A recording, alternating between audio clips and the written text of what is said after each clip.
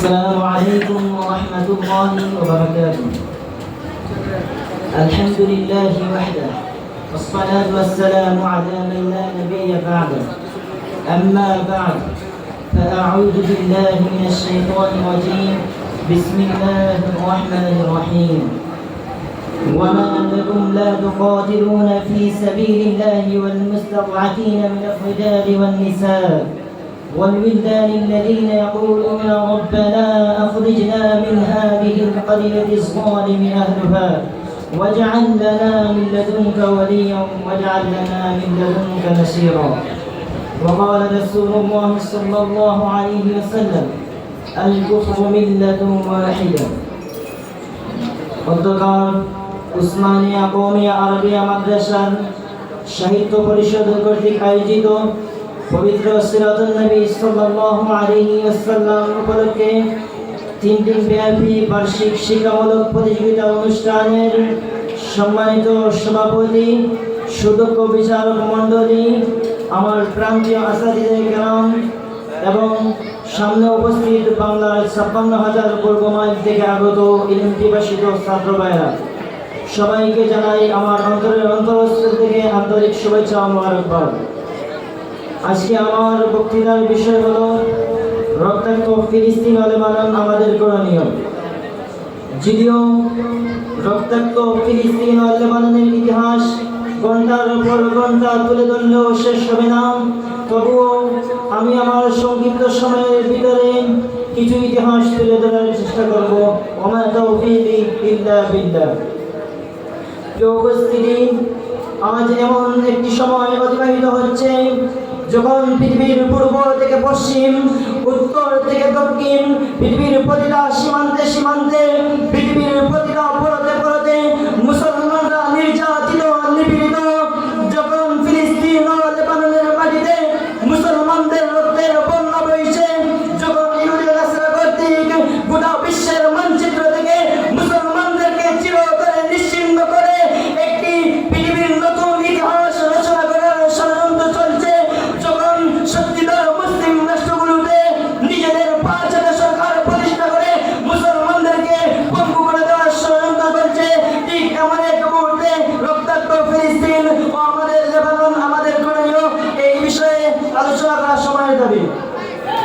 সংগ্রামী সাথী ও বন্ধুগণ, বর্তমান পৃথিবীতে দুটি প্ল্যাটফর্ম রয়েছে, একটি শাসকদের আর একটি শোষিতদের, একটি জালেমদের আর একটি মাজলুমদের। একদিকে ইসলাম, অপরদিকে পুরোপুরি শক্তি।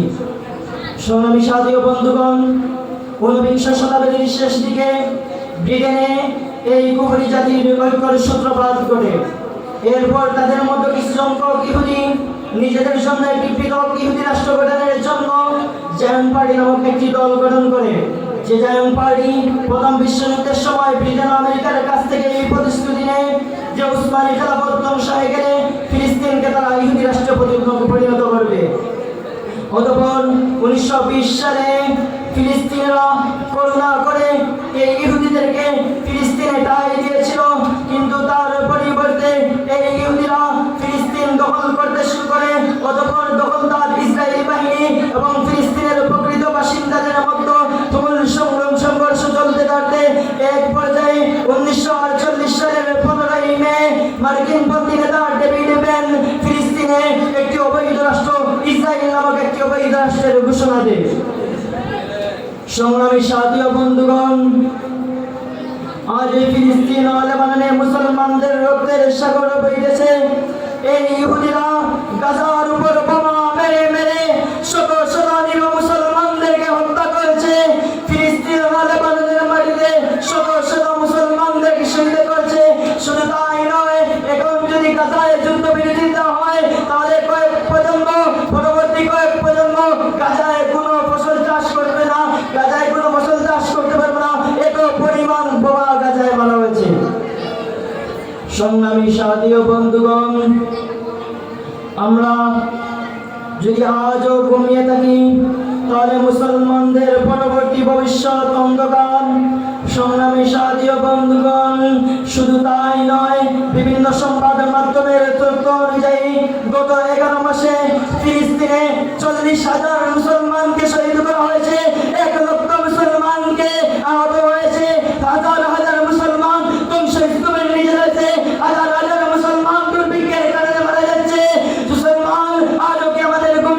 সময় রয়েছে। আজ আমাদের যদি আমরা ঘুম না ভাঙি তাহলে চিরেই এই বিশ্ব ইহুদিরা দখল করে নেবে। সময়ের সাথে বন্ধুগণ, শুধু তাই নয়, এই গত কয়েকদিন আগে ফিলিস্তিন এই লেবাননের উপরে ইহুদিরা আক্রমণ করেছে, যার ফলে অর্ধ হাজার লেবাননি মুসলমান সহ হিজবুল্লাহ প্রধান নাসরুল্লাহ শাহাদাতের সুরা পান করেছেন। সংগ্রামী সাথী বন্ধুগণ, শুধু তাই নয়, ইহুদিরা বারবার মুসলমানদের হৃদয়ের স্পন্দন, মুসলমানদের প্রথম কেবলা আল-আকসা মসজিদে বারবার আক্রমণ করে মুসলমানদের কলিজায় আঘাত করেছে। সংগ্রামী সাথী বন্ধুগণ, আজ কোথায় সেই জাতিসংঘ, যেই জাতিসংঘ গঠন হয়েছিল শান্তি প্রতিষ্ঠার জন্য, যেই জাতিসংঘের যুদ্ধ নীতি ছিল যুদ্ধ কবলিত এলাকায় নারী ও শিশুদের আক্রমণ করা হবে না, হাসপাতালে আক্রমণ করা হবে না, মসজিদ মাদ্রাসা মসজিদ এবং মন্দিরে আক্রমণ করা হবে না। আজ ফিলিস্তিনে যখন নারী ও শিশুদেরকে হত্যা করা হচ্ছে, হাসপাতালে আক্রমণ করা হচ্ছে, ধর্মীয় অবসরে আক্রমণ করা হচ্ছে, তখন এই জাতিসংঘ নীরব ভূমিকা পালন করে আমাদের সামনে দিবালকে স্পষ্ট করে দিয়েছে এই জাতিসংঘ ইহুদিদের এজেন্ডা বাস্তবায়নের জন্য গঠিত হয়েছে, এই জাতিসংঘ মুসলিম নিধনের জন্য গঠিত হয়েছে। সুতরাং ব্যাংকে যাবে এই জাতিসংঘ গড়ে তুলতে হবে একটি মুসলিম জাতিসংঘ, যেই জাতিসংঘ গোটা বিশ্বে শান্তি প্রতিষ্ঠা করবে।